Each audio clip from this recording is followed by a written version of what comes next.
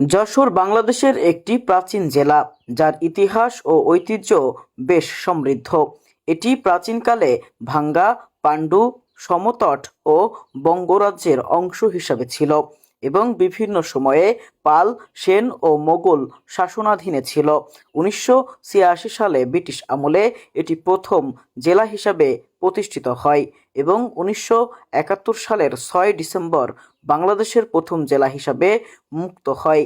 এই অঞ্চলের ঐতিহ্যের মধ্যে উল্লেখযোগ্য হল রাজা প্রতাপ আদিত্যের প্রতিরোধ, পীর খান জাহান আলীর ইসলাম প্রচার কেন্দ্র, ব্রিটিশ আমলে নির্মিত যশোর রোড, বেনাপোল স্থলবন্দর এবং ফুলের রাজধানী হিসাবে পরিচিত।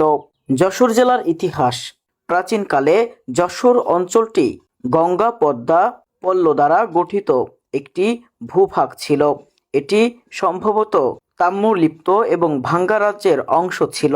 মুঘল আমলে এই অঞ্চলে রাজা প্রতাপ আদিত্যের মতো শক্তিশালী শাসকরা ছিলেন, যিনি মুঘল সাম্রাজ্যের বিরুদ্ধে প্রতিরোধ গড়ে তুলেছিলেন। এছাড়াও ১৫০০ শতাব্দীতে পীর খান জাহান আলী মুরলিতে ইসলাম প্রচারের কেন্দ্র স্থাপন করেন। ১৭৮৬ সালে যশোর জেলা প্রতিষ্ঠিত হয়, যা ছিল ভারতীয় উপমহাদেশের প্রথম জেলা।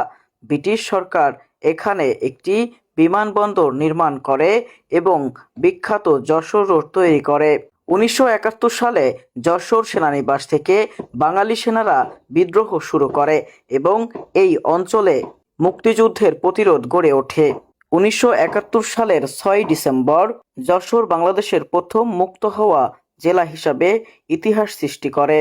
যশোর বাংলাদেশের প্রথম ডিজিটাল জেলা হিসাবে স্বীকৃতি লাভ করে। যশোর জেলার ঐতিহ্য।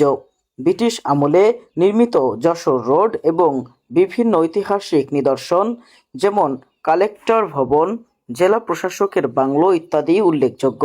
নকশি কাঁথা, যশোর স্টিচ এবং মাইকেল মধুসূদন দত্তের মতো বিখ্যাত কবি এই অঞ্চলের ঐতিহ্যের অংশ।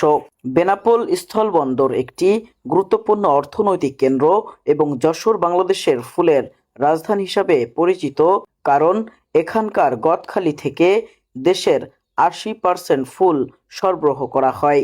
খেজুরের গুড়, রস এবং সুস্বাদু পায়েস এ অঞ্চলের বিশেষ খাদ্যের ঐতিহ্য।